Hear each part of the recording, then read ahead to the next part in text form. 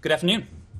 As you can see, we have a special guest with us today. I'm very pleased to have Deputy Secretary Wendy Sherman here with us to speak about Afghanistan. She'll offer some words at the top and then take a couple questions, and then we will resume with our regularly scheduled programming. So without further ado, Deputy Secretary.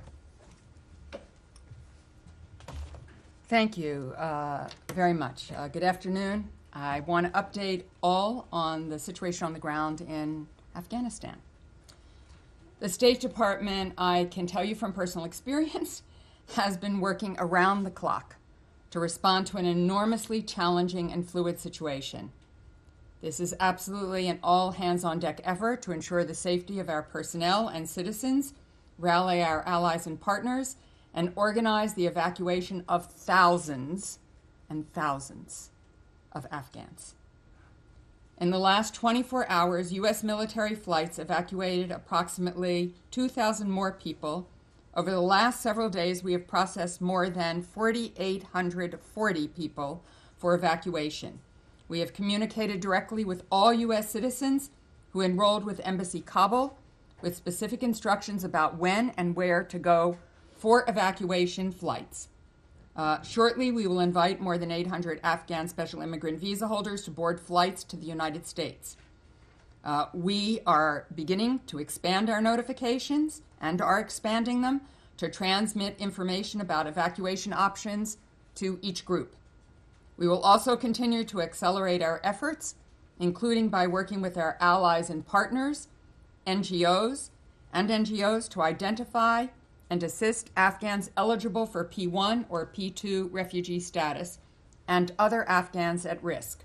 We are continuing to surge resources here in Washington and at our missions around the world, including in Kabul, where our outstanding charge d'affaires and other staff remain on the ground, working tirelessly and with very little sleep, if any, to help American citizens, third country nationals, and Afghans who fear for their lives and wish to leave the country. Our former ambassador to Afghanistan, John Bass, will be on the ground in Kabul very shortly to support these efforts. He's already in the region. Major General Chris Donahue, the commander of the 82nd Airborne Division, is also on his way, if not already in Kabul, to help facilitate the evacuation. Additional consular officers arrived in Kabul today, and we will nearly double the number of consular officers on the ground by Friday. Our diplomatic and military personnel are working in lockstep toward the same goal: to get as many people who want to leave Afghanistan and who are vulnerable to Taliban reprisals because they help the United States and our allies and partners, or who are otherwise at risk because of who they are, or what they do, or what they believe, out of the country as quickly and as safely as possible. The events and images of the last week have been wrenching for all of us. I'm sure for you as well. Thousands of State Department personnel have served in Afghanistan over the last 2 decades, many more than once. An entire generation of diplomats were called to join the Foreign Service after the September 11th attacks. And even those of us who haven't served in Afghanistan ourselves know many who have. The men and women of the State Department have built deep, enduring relationships with Afghan citizens who want the same things that people everywhere want: education and economic opportunity for themselves and for their children, a free press that can speak truth to power, freedom to live without fear of violence or oppression, equality for women and girls, a good life. We will stand with those who have stood with us.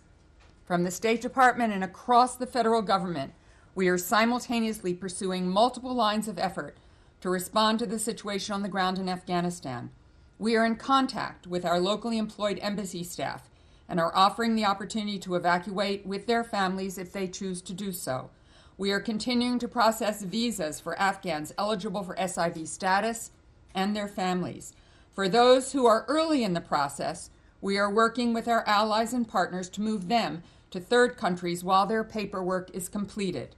We are also urgently accelerating our efforts to assist eligible Afghans under the Priority 1 and Priority 2, P1 and P2 referrals to U.S. Refugee Admissions Program and humanitarian parole. And we are working on our own with our allies and partners and with NGOs to identify and assist other Afghans at risk, including women and girls, human rights defenders, journalists, and other civil society actors. We have seen reports that the Taliban, contrary to their public statements and their commitments to our government, are blocking Afghans who wish to leave the country from reaching the airport. Our team in Doha and our military partners on the ground in Kabul are engaging directly with the Taliban to make clear that we expect them to allow all American citizens, all third country nationals, and all Afghans who wish to leave to do so safely and without harassment. A majority of the world's nations this morning, as of this morning, 109 governments and counting, have come together to underscore the same message. The State Department is tirelessly pursuing diplomatic efforts with our allies and partners in every region of the world to mobilize resources to save Afghan lives. As you know, Secretary Blinken has spoken to more than a dozen of his counterparts in recent days, some of them multiple times. I've been doing the same. This morning, Undersecretary of State Nuland and I convened the deputy foreign ministers and political directors from more than a dozen allies. I think we had 20 on the phone, and partners to encourage everyone to take additional steps to help the Afghan people. Our ambassadors are working day and night in capitals around the world. Our undersecretaries, assistant secretaries, senior bureau officials, desk officers are doing the same. Our support staff are doing the same. As I said, this is an all-hands-on-deck effort, and we aren't going to let up. On the political front, we saw a very strong statement on Monday from the UN Security Council, including China and Russia. They reiterated the need for an inclusive, just, durable, and realistic political settlement that protects human rights, including for women, children, and minorities. President Biden and Prime Minister Boris Johnson agreed yesterday to hold a virtual G7 leaders meeting on Afghanistan next week. And earlier today, NATO Secretary General Jens Stoltenberg announced he is convening a virtual meeting of NATO foreign ministers on Friday to discuss our common approach. The United States and the international community have also been extremely clear. We remain committed to combating terrorism in Afghanistan and will not tolerate a government that allows Afghanistan to once again become a safe haven for terrorists. As President Biden said, the United States will maintain a laser focus on our counterterrorism mission in Afghanistan and in other parts of the world, and we will hold the Taliban accountable to the commitments they made in the 2020 agreement and those they have made since, that they will not allow terrorist groups that threaten the United States or its allies to operate on Afghan soil. Before I take your questions, I want to speak to a situation that's very personal to me, facing Afghan women and children. Yesterday, the Taliban held a press conference where they claimed they intend to allow women to work and study, but only within what they called their, quote, frameworks. The United States and the international community will be vigilant in monitoring how any future government in Afghanistan ensures the rights and freedoms that women and girls in that country have come to expect. The United States joined 20 other nations this morning in jointly affirming that commitment. As I said, this is personal for me, as it is for many people here at the State Department and across the federal government. In 1997, I joined then Secretary of State Albright when she visited Afghan women and girls in a refugee camp in Peshawar, Pakistan. Secretary Albright told them, quote, "It is impossible to modernize a nation if half or more of the population is left behind," unquote. That was one of the most searing meetings I have had as a diplomat. I had a teenage daughter at the time. A young teenager told me about watching her sister being raped and thrown out a window. Women who were doctors and teachers and homemakers talked about how they couldn't do and have their lives anymore. That memory will never be wiped from my mind. Societies could not flourish and prosper without the full participation of women and girls back then, and they cannot flourish and prosper without women and girls now. In the last 20 years, Afghan women and girls have embraced their freedom. Millions have gone to school. They have become doctors, lawyers, journalists, parliamentarians, and entrepreneurs. They have built the lives that Secretary Albright encouraged them to imagine all those years ago, and so much more. When I was Undersecretary for Political Affairs during the Obama administration, I traveled to Kabul and to Herat. I met with women and girls in both cities and saw the amazing things they'd accomplished, their talent, their drive, the vibrancy of the society they were working so hard to build. And I have met with Afghan women leaders in my time as Deputy Secretary of State as well, to hear from them about their tireless efforts to educate women and girls. These ambitions, these dreams, and above all the concrete progress they have made for themselves, their families, their neighbors, and their country, are all things I carry with me every single day. The United States and our allies and partners will continue to fight for Afghan women and girls, and Secretary Blinken and the President of the United States join me in that drive. We are working with the international community to help those who are vulnerable who are facing Taliban reprisals to get to safety. And we will use every economic, diplomatic, and political tool we have to hold the Taliban accountable to their words and more. With that, I'll take your questions. Start with Nazira. Please. First of all, thank you very much. I tried to be good person today. I shouldn't cry. The other day I was crying at the Pentagon for sadness. Now, thank you very much for your good message for Afghan women. I'm one of them. You mentioned good things about Afghanistan. I was the journalist, escaped from the Taliban. Many Afghan, as you said. Thank you so much. Behalf of Afghan suffered women, thank you for the United States. Thank you for you. Thank you for you, Mr. Price, to invite me today. Appreciate many Afghan go to the airport to leave the Afghanistan. Still Taliban try to beat them. But as long as they expect from me, their expectation is very high that Nazira Karimi is somebody. They think that I can do anything, but I'm ordinary journalist. Just I am voice for the less voiceless Afghan suffered women. And thank you so much for your opportunity. I will pass them. Of course, they know, they listen to you. Appreciate it. Thank you so much. Thank you. Thank you. Matt.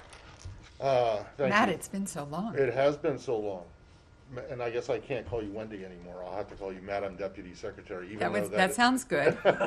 it's a bit of a mouthful. Listen, on the... You'll get used to it. Yeah, I'm sure. On the immediate question, you said you're surging the number of consular officers at the airport, people are going in.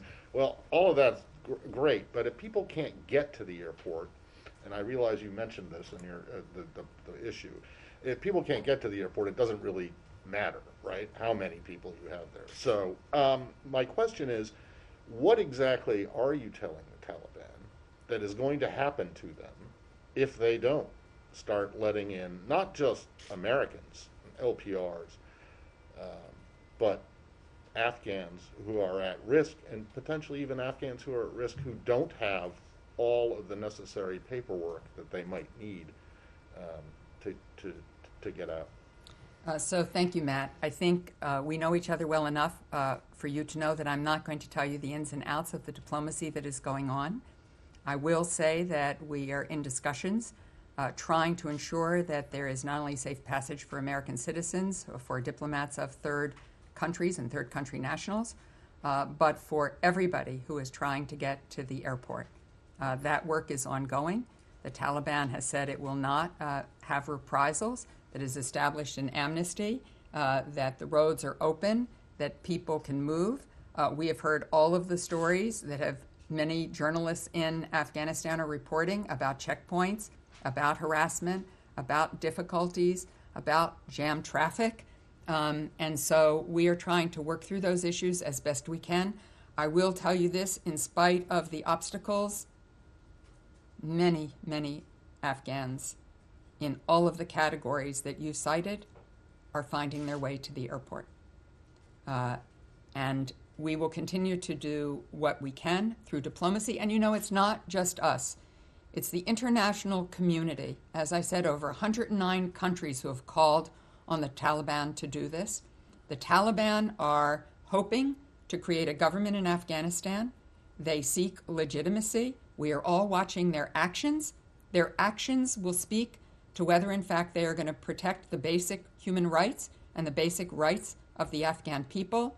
And their actions in these days will tell us whether there's reality to what their words say or whether there is not. Sean. Thank you. Could I ask you, you've spent a lot of time with the Chinese, of course, in the past few months. Lately, yes. Could I ask you whether you think the United States and China, along with other powers, are on the same page in Afghanistan? What are the messages you're receiving from Beijing and from Moscow and other capitals, and also from Islamabad? Is there some push that you have to not recognize, for no country to recognize the Taliban right now? Each country, of course, makes its own decisions about its national security and its foreign policy. That said, I think that the UN Security Council resolution that was passed by consensus, everybody on board earlier this week, speaks to the fact that we are all in the same place, which is calling on the Taliban to ensure justice and equal rights and inclusion, for there to be no violence, for people to be able to leave when they can. So I think right now there is very strong unanimity. As I think has been reported out, Secretary Blinken has spoken to many, many ministers, presidents, and prime ministers. And this week he has spoken to both Foreign Minister Lavrov and Foreign Minister Wang Yi to continue our conversations to try to all head in the same direction. Laura. Hi, Deputy Secretary. Hi, Laura. What is the fate of the U.S. Embassy facility at the airport post August 31st? And also, I'm sure you've seen that Ashraf Ghani is in the UAE. Did the United States know about this ahead of time, play any part in that passage? And what is the United States' message to him today? Sorry, Laura, I'm having a hard time getting past your mask. It's It's pretty Ghana. cute. It's pretty cute. Well, Um, Western Africa. So on the last part of your question, we saw the announcement by the UAE this morning that Ghani had been welcomed by the government, and that is that. And there's no reaction? I mean, does the United States... He is no longer a figure in Afghanistan. how does this play into your relationship with the UAE? We have a fine relationship with the UAE. Okay. And the fate of the embassy past August 31st? So I think we now have a functioning embassy out at the airport. It will continue to function as long as it possibly can, providing services to not only American citizens, but our international partners, to SIVs, to Afghans at risk. That is our mission right now, and that is what we are focused on. Simon. Yeah, you talked about these images that we've seen coming out of Kabul and the impact that has on diplomats and on everyone who's seeing them. I'm wondering, this also relates to your role with China, the impact that this is having on US credibility around the world. We've seen, Chinese outlets trying to kind of make play on this, talking about a lesson about abandonment for Taiwan. From the UK, lawmakers are saying, this is a failure of intelligence, leadership, and moral duty.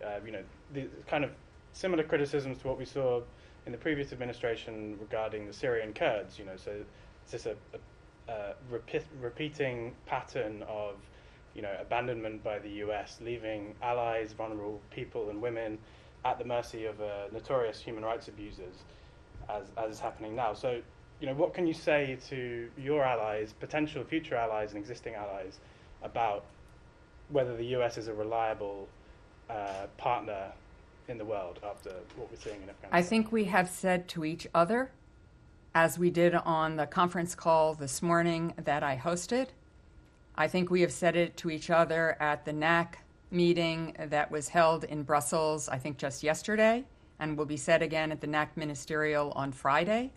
I think it is what we have said to each other in the over 109 countries who have signed on to the statement we put out, I guess, earlier this week. I can't even remember the days anymore since I don't go home anymore.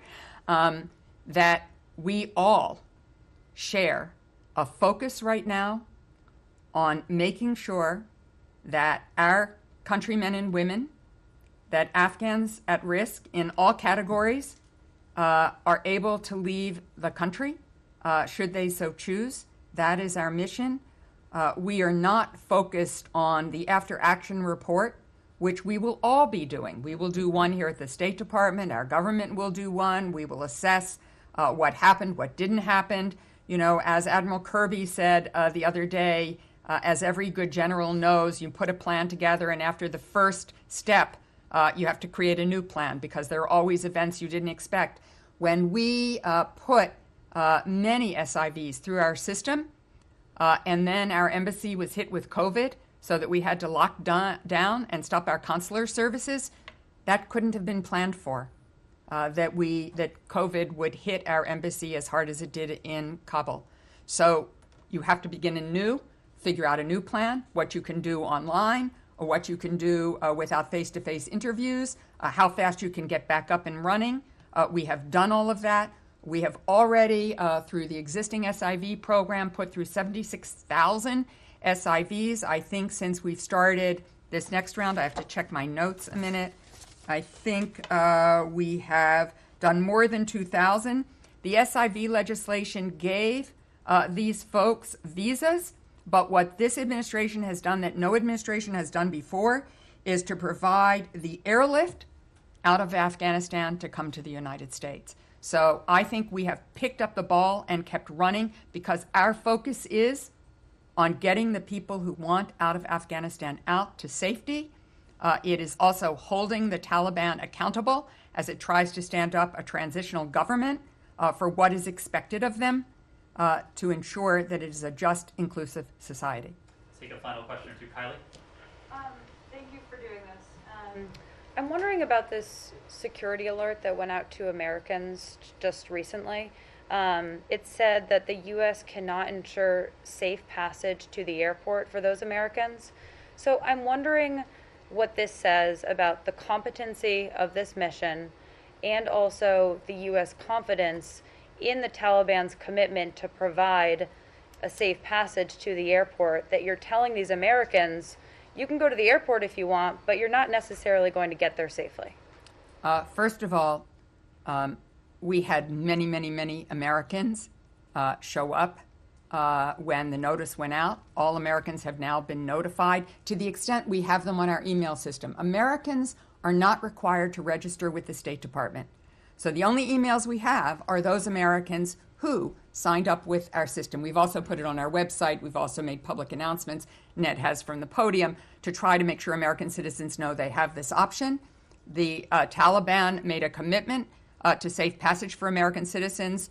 I don't know of, my colleagues may know of, an incident where an American got harassed or hustled or wasn't able to get to the airport. I have not heard of that yet. That's not to say there aren't any stories like that. I'm sure out there somewhere, given everything that's going on, there probably may be some. But so far, it appears Americans have been able to get to the airport. You know, Kabul, I don't know if you've ever been there, is an enormous city. Enormous. And it has, in fact, had more and more people come to Kabul because they thought it was the safest place to be in Afghanistan. So it is difficult under any circumstances, and I don't know of any government that would be capable of reaching out to where everybody might be, particularly those who have not signed up to us to help them. As I said, so far, the track record is quite good for Americans getting to HKIA, and it appears that the Taliban's commitment for safe passage for American citizens has been solid. Again, I don't know every case, so I'm not making a bottom line assessment here. But so far, the experience seems to be one that has worked. And can I just ask you Well, one? Just in the interest of fairness, Connor, Sure. and then we've asked enough of the Deputy Secretary. Deputy Secretary, to your point about no other administration has done this kind of airlift before, no other administration had to do this kind of airlift before. And the operation that you've begun didn't begin until late July. So far, it's only brought 2,000 Afghans through Fort Lee in Virginia.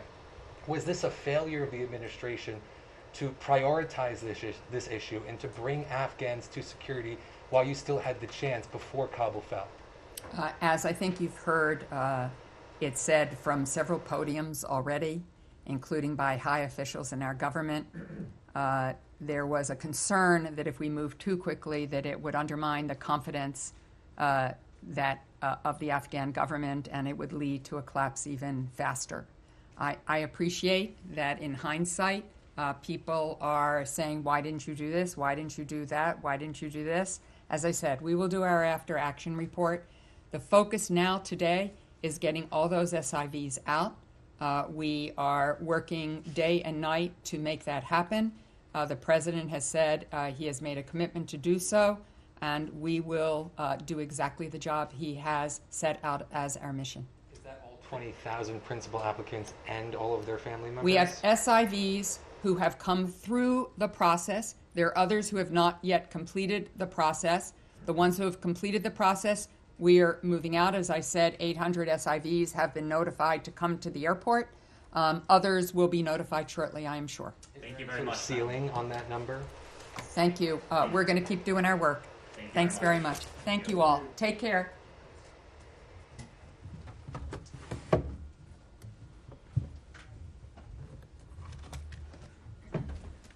Didn't know it was a door.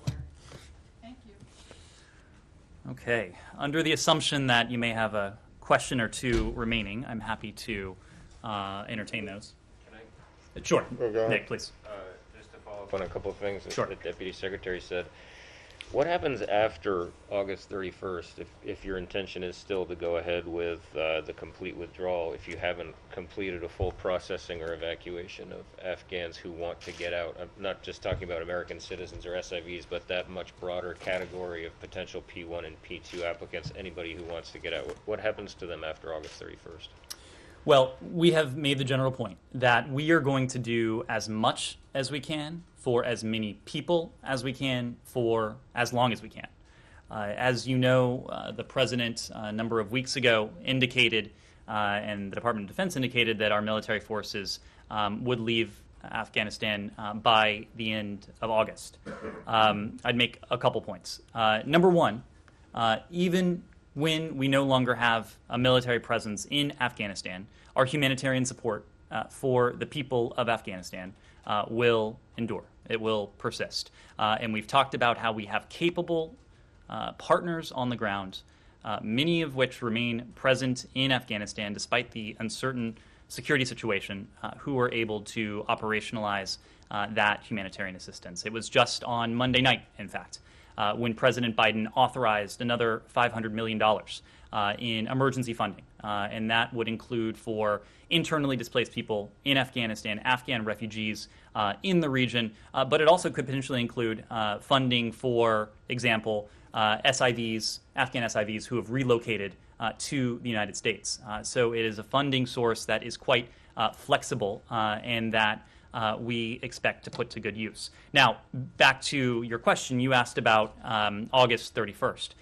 The fact of the matter is we are going to do as much as we can for as long as we can. If the window is 2 weeks, we will make the most of that window. If the window is slightly longer, we will make the most of that window. We are, in the first instance, always going to prioritize the safety and security of our diplomats on the ground, of the service members who are providing force protection, who are facilitating many of these operations. But we know that with every passing day, we will be in a position to bring to safety, whether through repatriation or transfer to a third country, potentially thousands of additional Afghans. So we know that time is of the essence. We will do everything we can, not in the first instance, to make the most of the time we have, but to potentially even explore if there is more time that we may have. And we will do that in any number of ways.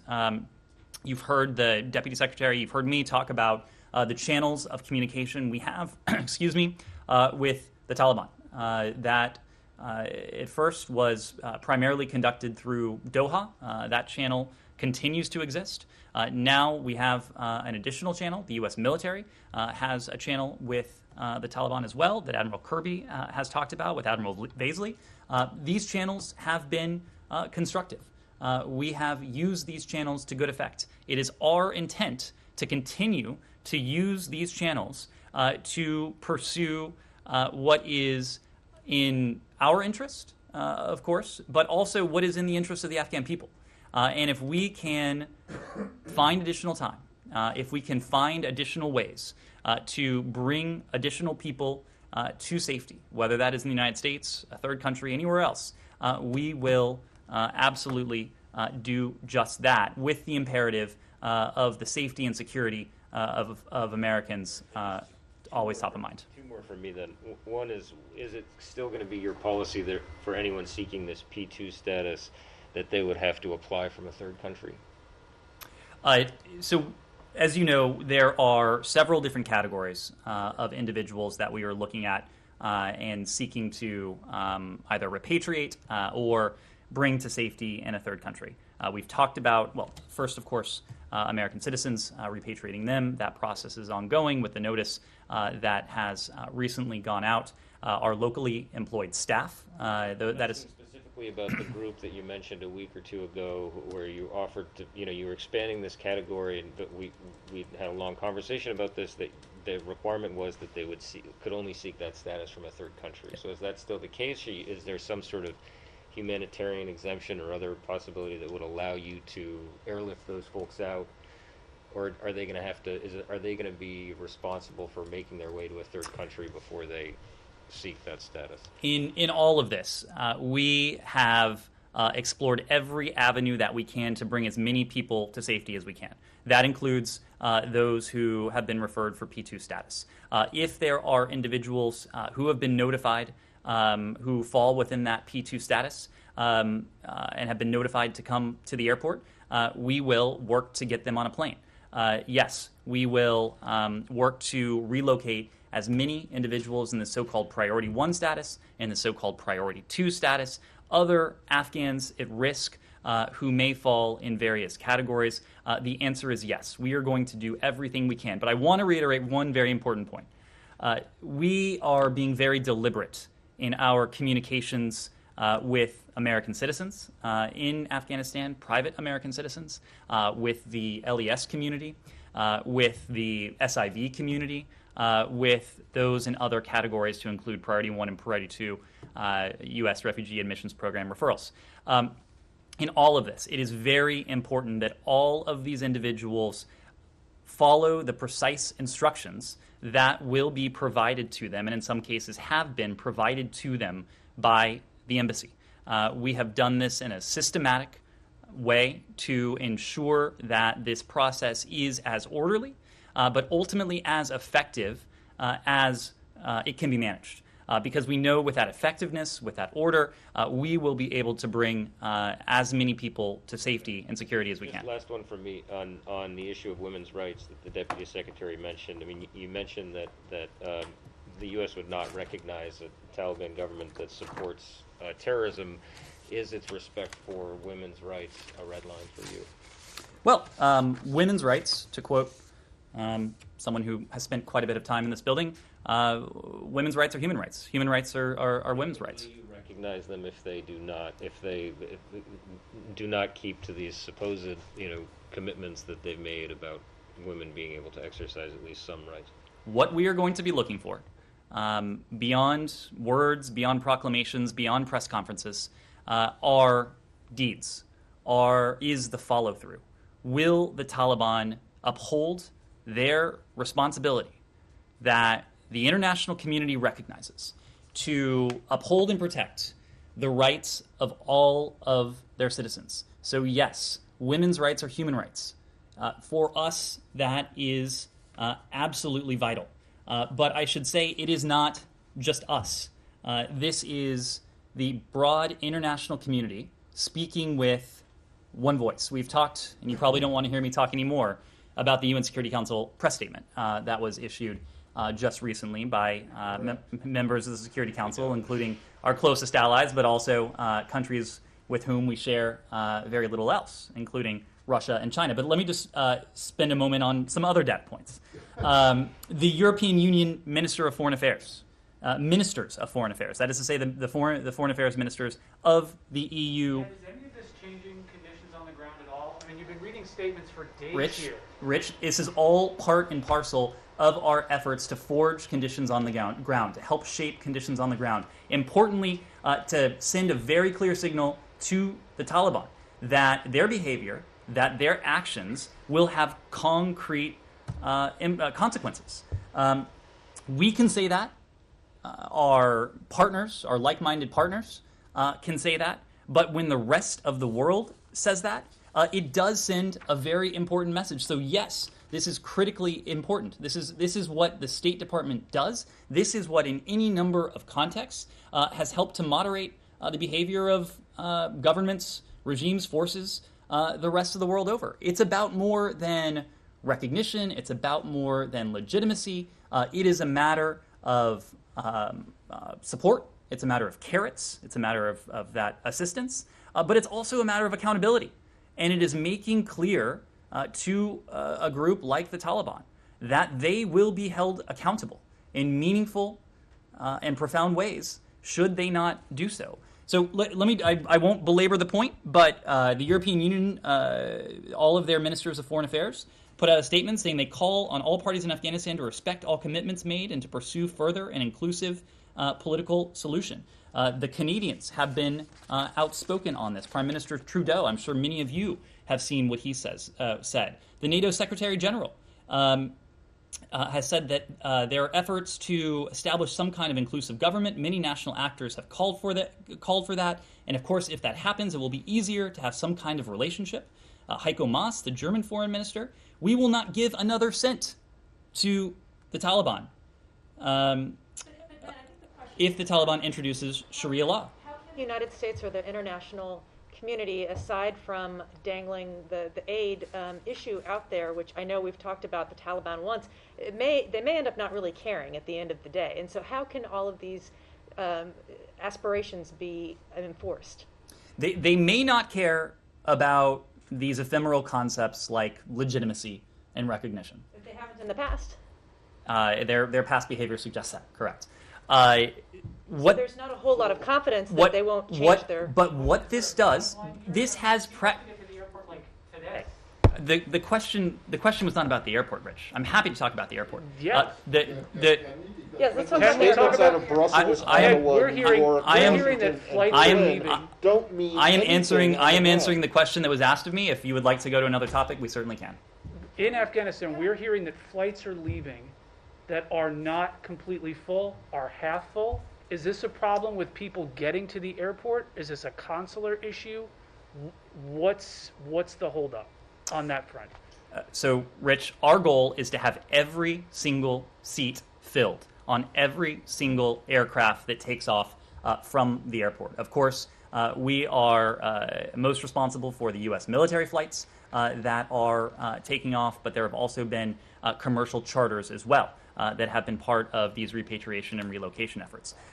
So as you have heard, it was a couple days ago now that we issued notifications to the first tranche of American citizens that had indicated a desire to be repatriated. Just recently, as you heard from the Deputy Secretary, we have notified all Americans in Afghanistan who have expressed a desire to be repatriated that they should consider going to the Hamid Karzai International Airport.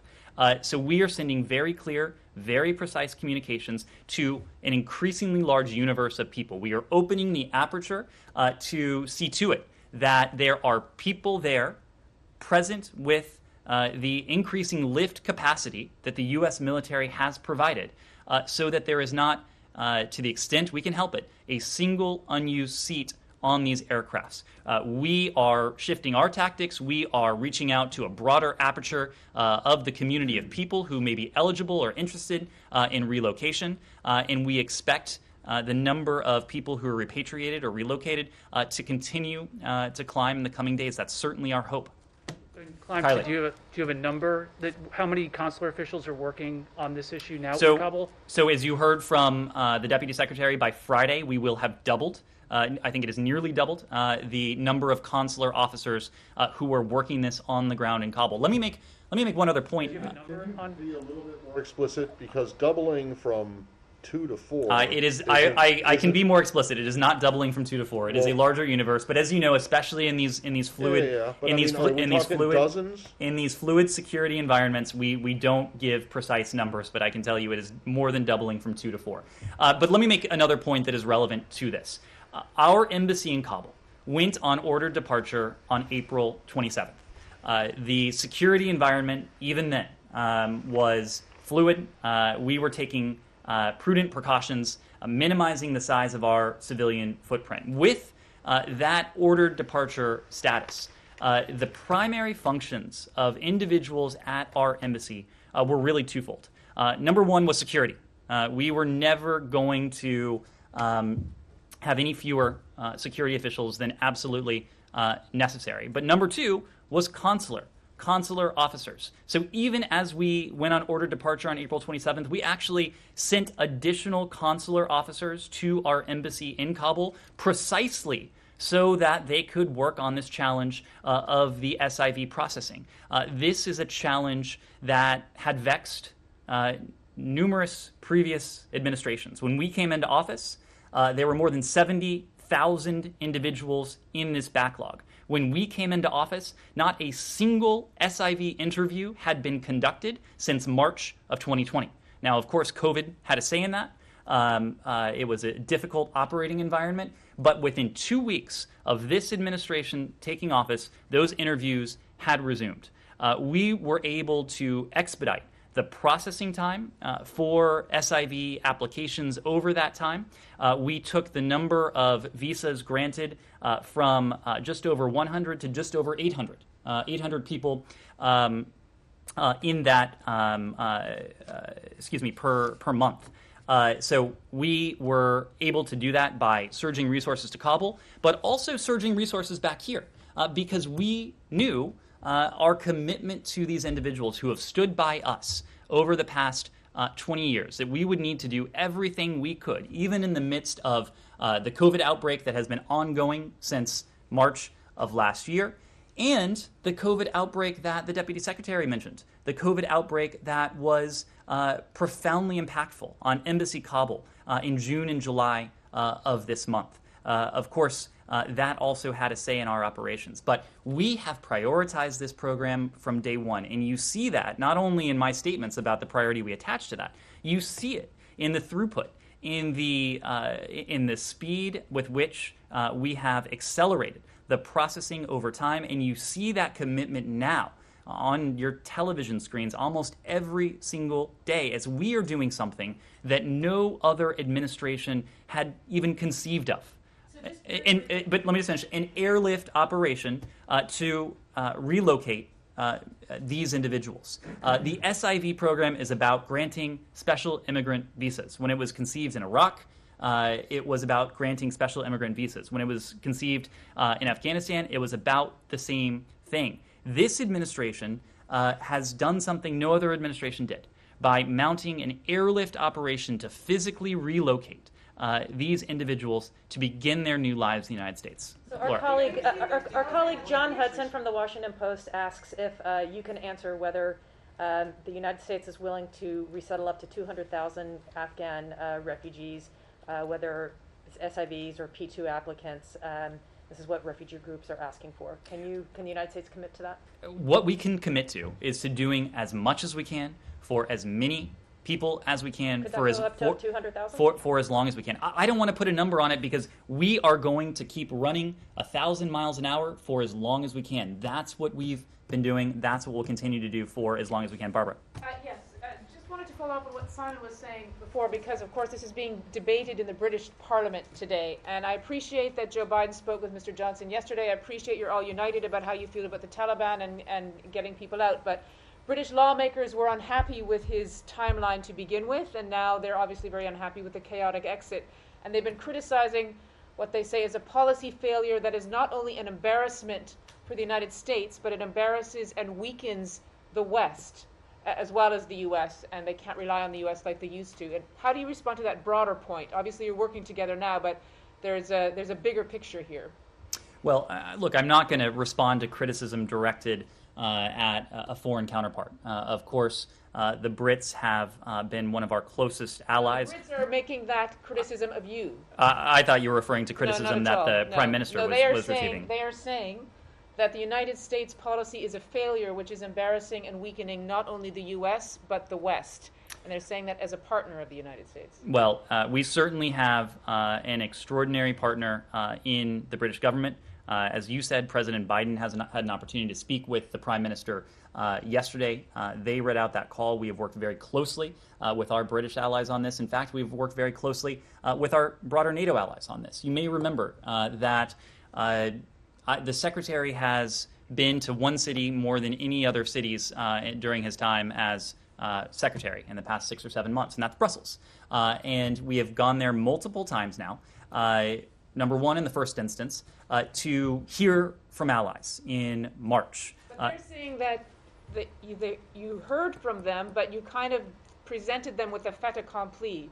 They weren't happy with the timetable, and in the first place, and now it's kind of gone pear-shaped. And that this is not only the United States that's going to suffer its reputation from it, but it's the partners as well. Look, I am going to let the British government speak to their decisions when it comes to their presence on the ground. What I can say is that our coordination with the British government, with all of our NATO allies, has been consistent, it has been clear, and there has been a consensus on this. When we went to Brussels in late March, it was an opportunity to sit down with, to hear from, together with Secretary Austin, our NATO allies, to hear what the alliance was thinking.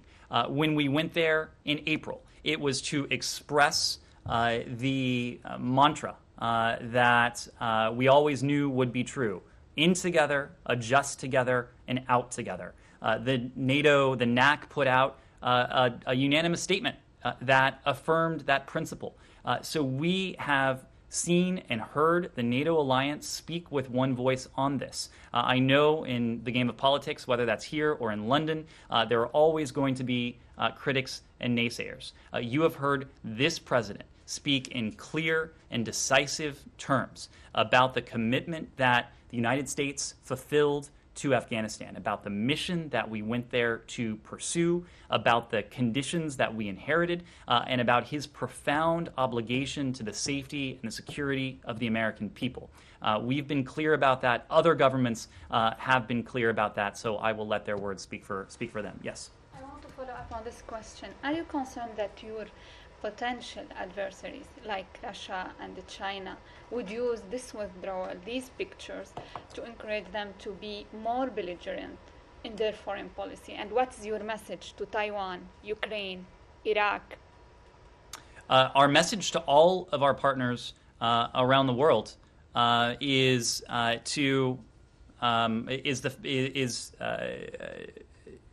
clearly reflected in our actions. In this country's actions, both over the past 2 decades and now. No country has done more.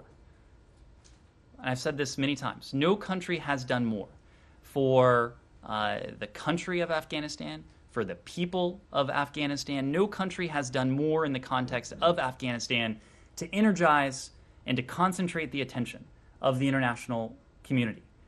There is nothing more important to us when it comes to our foreign policy and our diplomacy than our systems of alliances and partnerships.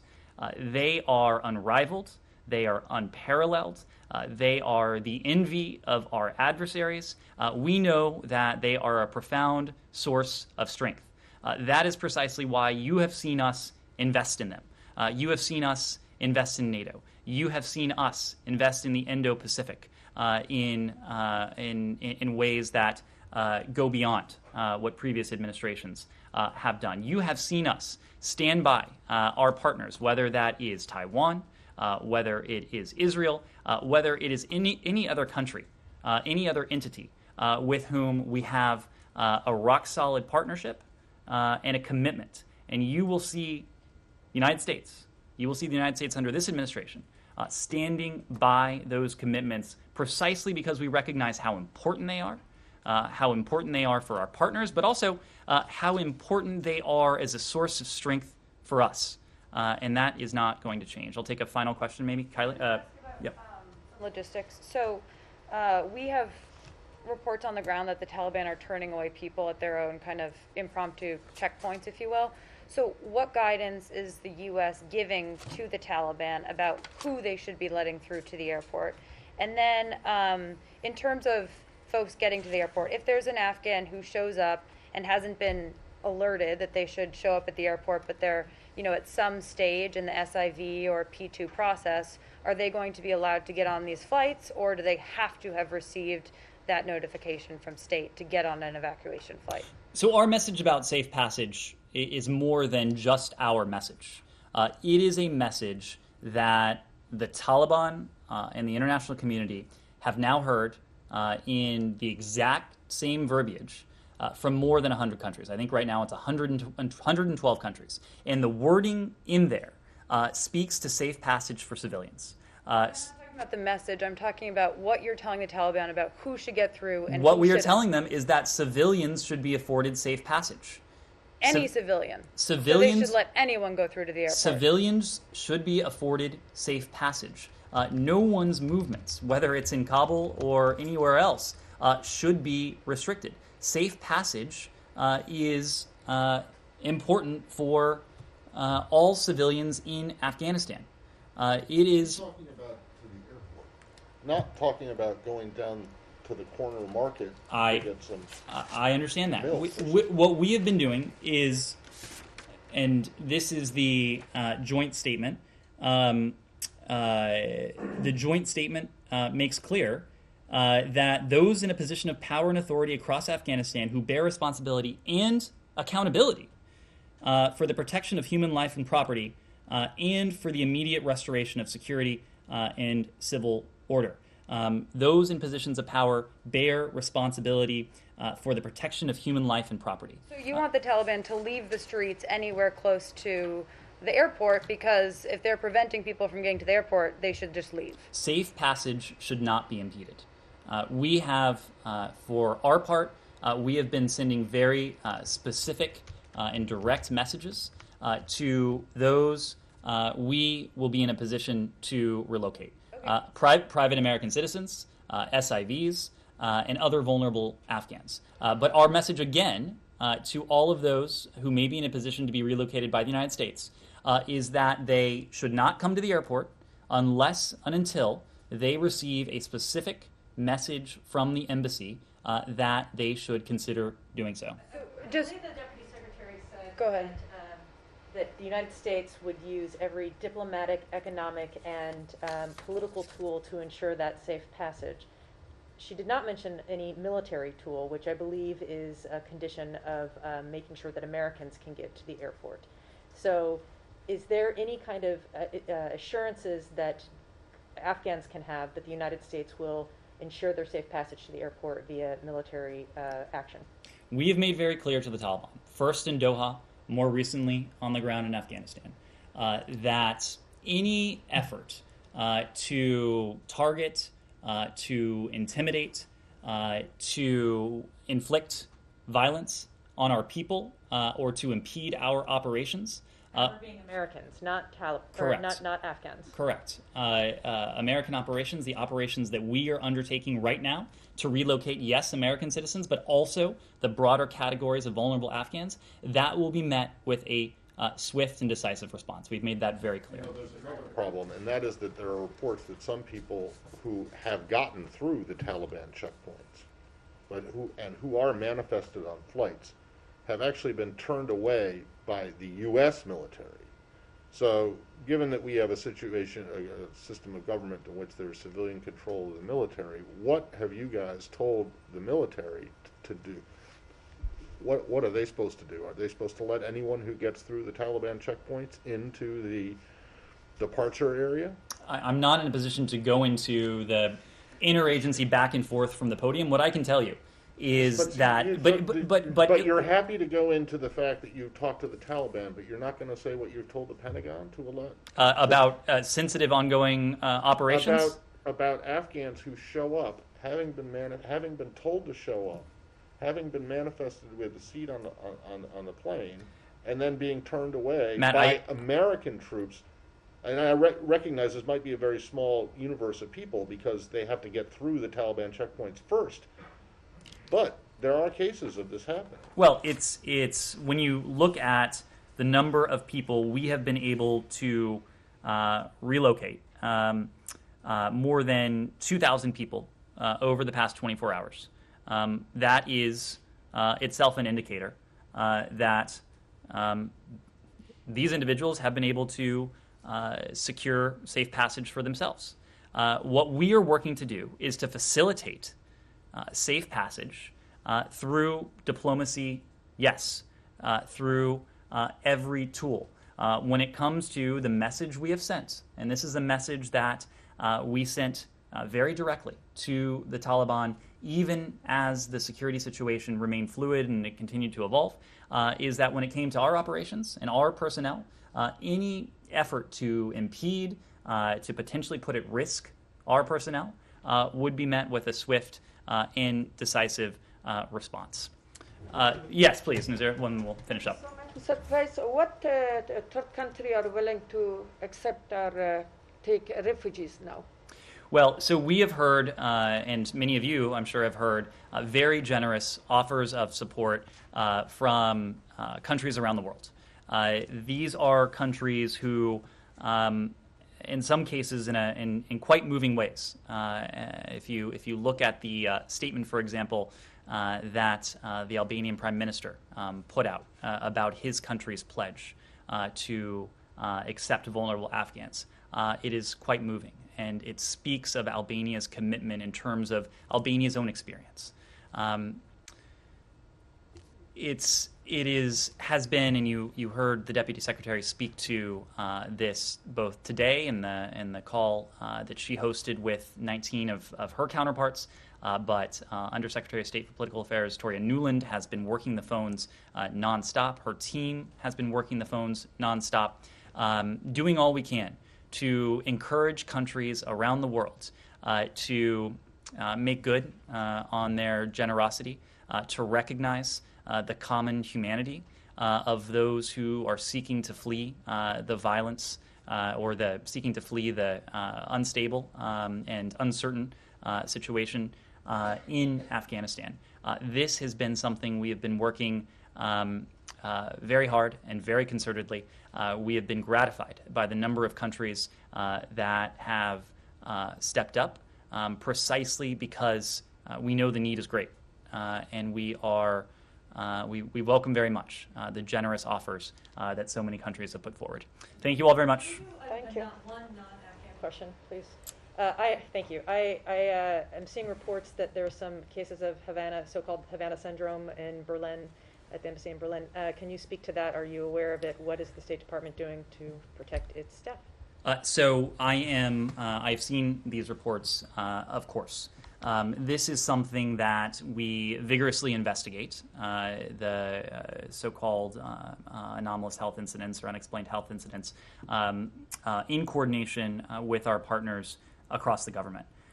Any employees who have reported a possible unexplained health incident, they have received immediate and appropriate attention and care. These health incidents, I can tell you, have been a top priority for Secretary Blinken. I think I've mentioned this before, but he proactively requested 2 sets of briefings during the transition. This was one of them, because even before he was Secretary of State, he wanted to know precisely what we knew, what this department knew at the time, and what we were doing to respond to this. He has set clear goals for what we call here the Health Incidents Response Task Force, to, number one, to strengthen the communication with our workforce, of course, to provide care for affected employees and their family members, and to do all we can to protect against these incidents, working together with the interagency, and of course to find the cause of what has been afflicting these members of our team. He noted to the workforce, I guess it was a couple of weeks ago now, that there is nothing that we take more seriously than the health of our workforce. And that's why there is a major effort underway in this department. There is a major effort underway across the interagency to determine the cause and to, of course, provide the level of care, the level of communication, the level of feedback that our employees need and deserve.